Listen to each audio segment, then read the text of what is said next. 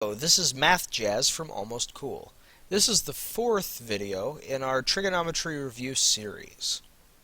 Our topic today, inverse trigonometric functions. I have here a table that shows what statements written with trig functions are equivalent to what statements written with arc-trig functions or inverse trig functions. So, for example, sine of y equals x is the same as arcsine of x equals y. And, just going down the list, secant of y equals x is equivalent to arcsecant of x equals y.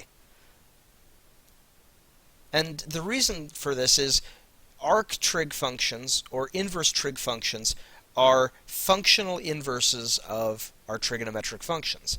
That is, they undo the function. Arcsine undoes sine. Arccosine undoes cosine. It's similar to, well, in addition, we think of subtraction as the inverse. Adding 3 is the opposite of subtracting 3. The two actions cancel each other. And with multiplication, multiplying by 3 is the opposite or the inverse of dividing by 3. So we think of multiplication and division as being inverse operations. Well, our functions can be inverted also, and we'll leave a more in-depth topic or discussion of inverse functions to another video. But if we take our trig functions and invert them, we get our inverse trig functions, or our arc-trig functions. And the way to think of this is, if the sine function takes in an angle and spits out a ratio between two sides of a right triangle, arcsine takes in a ratio between two sides of a right triangle and then spits out the angle that that triangle would have. And similarly for the other 6 functions.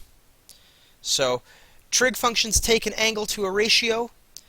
Inverse trig functions take a ratio to or a ratio between two sides of a triangle to an angle.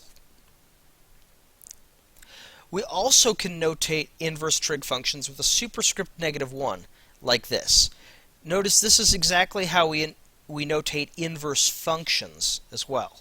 That is, the -1 is attached to the function. In this case, sine -1, or inverse sine. And in our inverse function video, we'll see f inverse noted this way. So the -1 is attached to f, the function. This notation means function inverse, not multiplicative inverse. This is totally by convention, but mathematicians have decided that that is what this notation will mean, so that we never confuse, is sine with a superscript -1 of x, does that mean arcsine of x, or does it mean 1 over sine of x? And mathematicians have just decided we will always mean arcsine when we do this. And here's a little bit more to understand why this is important to remember. Sine with a superscript 2 equals sine of x times sine of x. That is the square of sine of x. But sine with a superscript -1 of x is not equal to 1 over sine of x. Sine to the -1 of x is equal to inverse sine, or arcsine of x. And again, there is no logical reason for why this is. It's purely notational, and the decision was made purely to make it so that there is no ambiguity. It could have been that mathematicians in the past had decided exactly the other way, where -1 next to sine would always mean multiplicative inverse, and then we'd need new notation to represent arcsine some other way. But historically, this is how this has happened. And this discussion applies to all trigonometric functions. So this superscript -1 applies to sine, cosine, tangent, cotangent, secant, and cosecant. Thank you for watching this video.